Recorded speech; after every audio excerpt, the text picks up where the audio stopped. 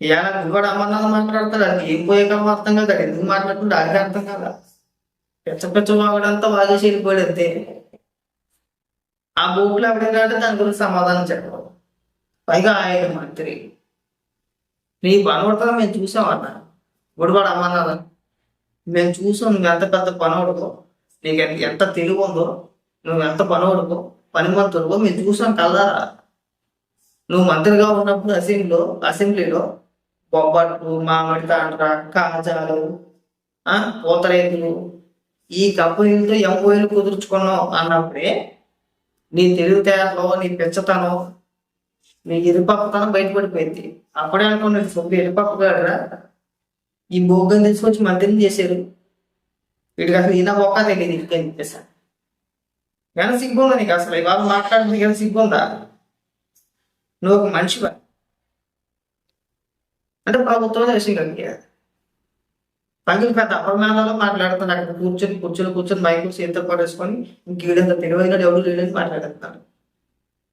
నువ్వు అన్నింటిలో ఈలకి గెలికే అవసరం లేదు, అన్ని నీ భుజాన్ని వేసుకో అవసరం లేదు. నువ్వు గతంలో మంత్రిగా చేశావు కదా, వైజాగ్లో సమ్మిట్ పెట్టారు కదా, పెట్టుబడుల సమస్యలు చెప్పిన వాళ్ళు పెట్టారు కదా, 13 లక్షల కోట్ల రూపాయలు పెట్టుబడులు వచ్చేసి చెప్పారు కదా. మీ హయాంలో నువ్వు మంత్రిగా ఉండగా నువ్వు తీసుకొచ్చిన పరిశ్రమలు ఏంటి చెప్పు? ఏ ఏ కంపెనీలతో ఎంఓఎల్ కుదుర్చుకున్నారో చెప్పు? ఏ ఏ పరిశ్రమలైతే మీరు భూములు కేటాయించారో చెప్పు? వాటి గురించి చెప్పవు.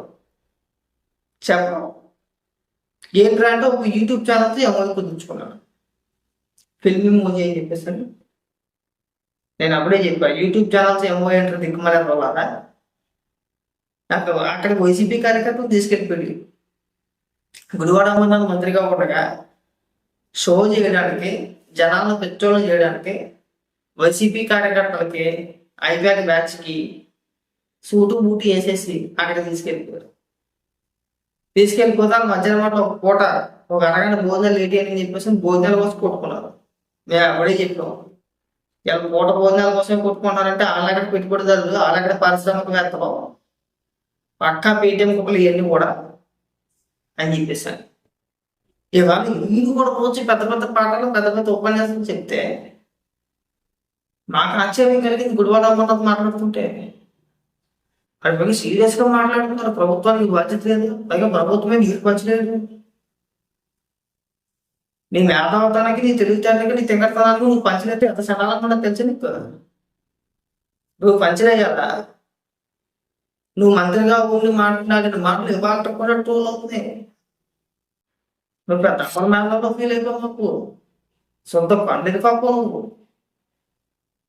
పరిశ్రమల గురించి, డెవలప్మెంట్ గురించి అడిగితే కోడి గుడ్డు పెట్టింది, పొదగాలి, పిల్లవ్వాలి, తల్లి అవ్వాలి, మళ్ళీ గుడ్డెట్టాలని మాట్లాడిన వ్యక్తి నువ్వు. పెద్ద అపరమేళగా ప్రభుత్వాన్ని క్వశ్చన్ చేయొచ్చు, తప్పులేదు కాదనట్ల. ప్రభుత్వాన్ని క్వశ్చన్ చేసే రైట్స్ మీకు ఉన్నాయి, నేనేం కాదనట్ల. సమయ సందర్భం లేకుండా ఏది పడితే అది మాట్లాడకూడదు. సరే, ఒక చిన్న విషయం చెప్పు. ప్రతి ఒక్కరు విరాళం ఇస్తున్నారు కదా ప్రభుత్వానికి, వరద బాధితులకు సహాయం కోసం. ప్రతి ఒక్కరు చిన్న పెద్ద తేడా లేకుండా చివరికి ఇవాళ ఆ లలిత జ్యువెలర్స్ ఆయన ఉంటాడు కదా, గుండు ఆయన, డబ్బులు ఊరికే రావని చెప్పేసి అన్నాడు కదా, ఆయన కూడా ₹1 కోటి ఇచ్చాడు కదా.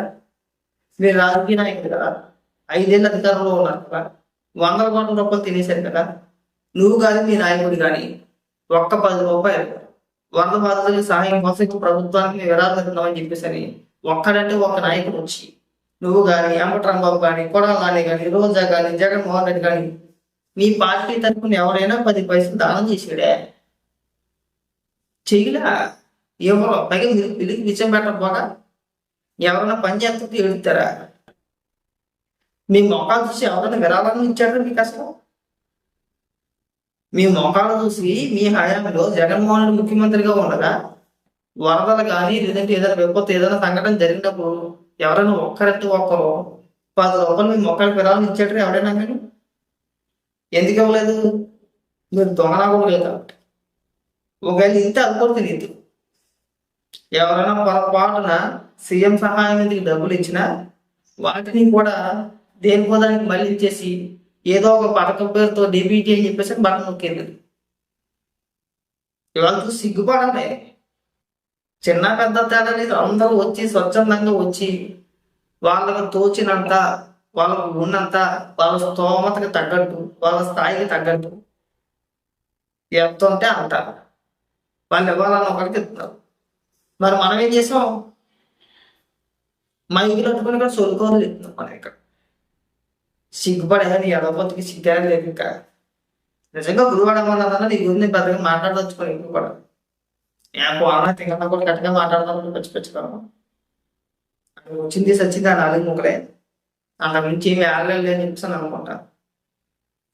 కానీ నువ్వు రోజు రోజుకి తెలియజరిపోమాక నువ్వు ప్రభుత్వం మీద విషయం కక్కే అంత పెద్ద తోపు గడిగితే కాదని అడిగితే, మంత్రిగా ఉంటూ మంత్రిగా చేసి 1,00,000 రూపాయలు దానం చేయలేదు, ఇవ్వలేదు, విరాళం ఇవ్వలేదు. 1,00,000 మీరు ప్రజల తరపున అడుగుతారా? ముందు ప్రజలకు ఏదైనా చేసి వచ్చేసావనే జగన్మోహన్ రెడ్డి చెప్పు. అయ్యా జగన్మోహన్ రెడ్డి తినేసిన కాదు చాలు, పార్టీ తరపున ఇవ్వ ఇంత ఇద్దామని చెప్పేసి నేను ఒక్కరైనా మాట్లాడా? నువ్వు వెళ్ళావా పరామర్శకి? నువ్వు ఎలా చెప్తావు? కావాలని చెప్పేసి నువ్వు చేశారు, కావాలని చెప్పి చేశారని చెప్పేసి ఏ విధంగా చెప్తావు? నీ దగ్గర ఉన్న ఆధారాలు ఏంటి? గతంలో కూడా ఇదే విషయ ప్రచారం చేశారు కదా మీరు, 14 నుంచి 19 వరకు కూడా ఇదే విషయ ప్రచారాలు కదా. చంద్రబాబు నాయుడు గారు ఎంత కత్తెట్టేశారు కదా అప్పుడు. బాబాయ్ గొడ్లపూట అన్నారు, కోడికత్తి డ్రామా అన్నారు.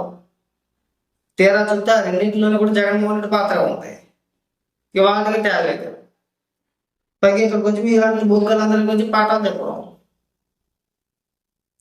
ఎటకాడగా అయిపోయింది. మీకు అంతా కూడా కామెడీ అయిపోయింది. మనం ఏది మాట్లాడినా చెల్లుతుంది. మనకు సపరేట్ గా మనకు కొన్ని గొర్రెలు ఉన్నాయి, మనకు కొంచెం పేటిఎం బ్యాచ్ ఉంది. మనం ఏం చెప్పినా కానీ వాళ్ళు వింటారు. ఇంకా మనకు డోకా లేదు. ఈ జన్మకి ఇలా వెళ్ళిపోతా అనుకుంటున్నారు అంతే. ఏదో రోజు చెప్పులు ధర పెడతారన్న జనాలు, ఆ రోజు ఖచ్చితంగా చెప్పు దెబ్బలు తినేస్తారు.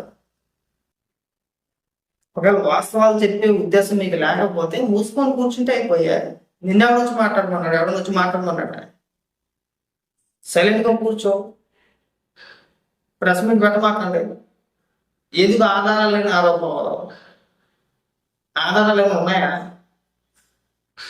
ఆధారాలైన ఆరోపణలు చేయమంటే 100 చేస్తాం మేము కూడా.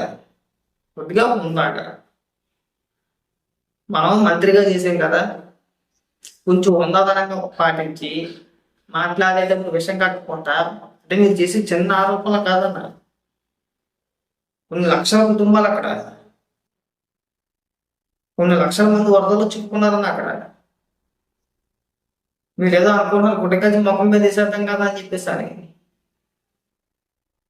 తేడా వస్తే మీ వెనక చిక్కుకుంటే ఇవన్నీ కూడా, ఎందుకంటే మీ పాత్ర కూడా ఉందా లేదని విచారం జరుగుతుంది.